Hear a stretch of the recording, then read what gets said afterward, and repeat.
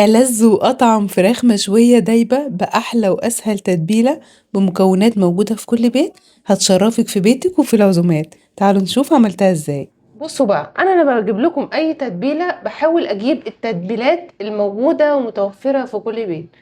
مش كل الناس تعرف تجيب دبس رمان، صويا صوص، الصوصات اللي احنا بنسمع عنها دي، واللي انا ساعات بستخدمها.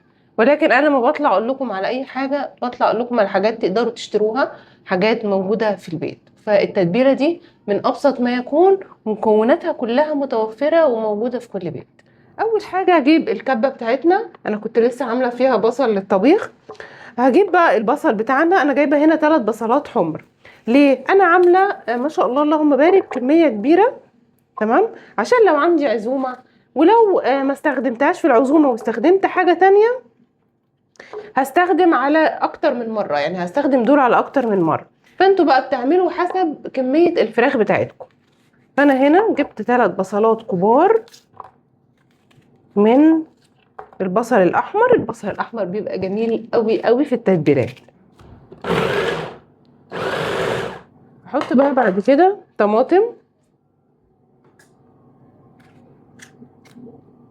بصوا، زي ما بقول لكم تتبيله سهله وبسيطه وموجوده في كل بيت.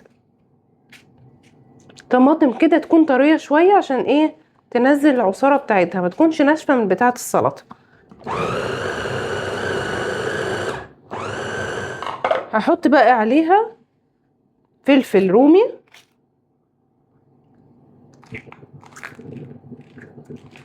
اهم حاجه نشيل منه البذر. انا هحط حوالي 4 كده او 5. لما تيجوا تشتروا الفلفل الرومي هاتوا اللي فيها 4 من تحت مش 3، دي بتبقى مسكرة اكتر.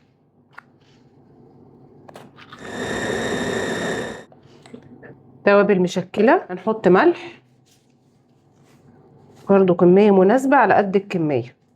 عسل اسود، وده بديل دبس الرمان. طبعا العسل الاسود متوفر في كل بيت، انا ما عنديش غير الشوية دول هحطهم، ما روحتش اشتريت. اخر حاجة هنحطها الليمون. انا مفيش تتبيله ما بحبهاش بالليمون، لازم احط ليمون في اي تتبيله. مش متوفر عندك مفيش مشكله. انا هحط هنا 3 ليمونات كبار.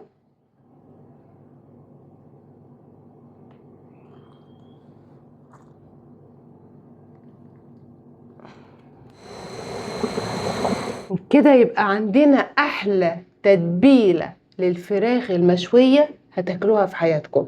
سهله وبسيطه ومكونات متواجده في كل بيت، ولا تقولوا لي صوصات بقى ولا اختراعات ولا افتكاسات، حاجات موجوده في البيت. وبجد بجد الفراخ المشويه بتاعتكم هتطلع رهيبه، هتعتمدوا التتبيله دي في كل حاجه. تعالوا بقى نتبل الفراخ الجميله بتاعتنا. انا غسلت الوراك كويس جدا جدا جدا، ونقعتها في محلول الملح بتاعي، ميه وخل وملح وفلفل اسود، ولو عندك ليمون حطي، ما عندكيش خلاص، وشويه سكر. بس كده نقعتها حوالي كده 2 3 علشان تبقى زي القشطه.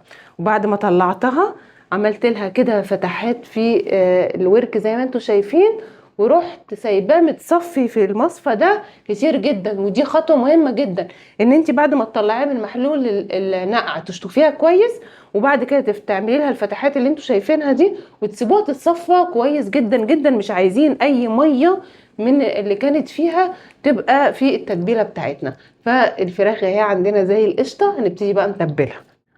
هحط كده شويه تتبيله في القعر، التتبيله الحلوه بتاعتنا دي.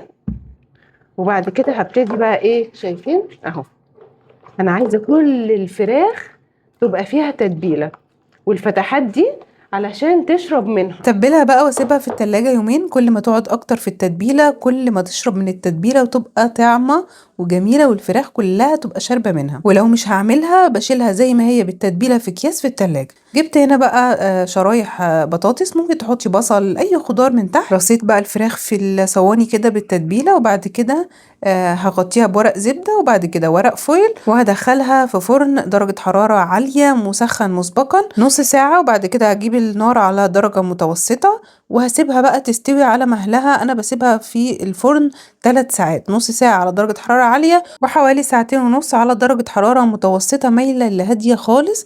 وبعد كده لما تستوي بفتح الشواية بقى عشان تاخد اللون الجميل ده. وبألف هنا وشفا على قلوبكم. ما تنسوش اللايك الحلو بتاعكم.